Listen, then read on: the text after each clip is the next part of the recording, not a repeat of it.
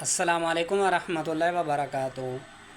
سوال یہ ہے کہ عام طور پر جو ہے یعنی دیہاتوں کے اندر، گاؤں کے ہیں یا پنجاب سائڈ کے ہیں، تو اس سائڈوں کے اندر اکثر جو ہیں یہ نہریں چلتی ہیں جن سے آبادی کو یعنی پانی بھی دیا جاتا ہے، تو پانی آتا بھی ہے۔ تو اکثر سوسائٹی اور شہروں کے اندر یہ ندیاں گزر رہی ہوتی ہیں، تو جس کی وجہ سے ان ندیوں کے اندر گندا پانی چھوڑ دیا جاتا ہے، جیسے واش روم ہو گئے، ٹوائلٹ ہو گیا، تو پخانہ ہو گیا، تو یہ ساری چیزیں اس ندی یا اس نہر کے اندر آتی ہیں۔ تو کیا اب وہ پانی پاک ہے کہ ہم اس کو پانی کو غسل یا وضو کر سکتے ہیں اور حتیٰ کہ پی بھی سکتے ہیں یا نہیں؟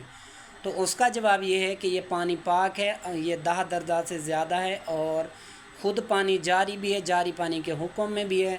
تو اس وجہ سے اس سے وضو کرنا، غسل کرنا بھی جائز ہے، اور حتیٰ کہ پانی پینا بھی جائز ہے، پاک ہے، پی سکتے ہیں، بشرطے کہ بس وہ گندگی تھوڑی، جیسے میلا پانی آ رہا ہوتا ہے تو وہ اگر چھان لیا جائے یا کچھ تو بہتر ہے، وگرنہ پانی پاک ہے، حتیٰ کہ پی بھی سکتے ہیں۔ جزاک اللہ، اللہ آپ کو جزائے خیر دے۔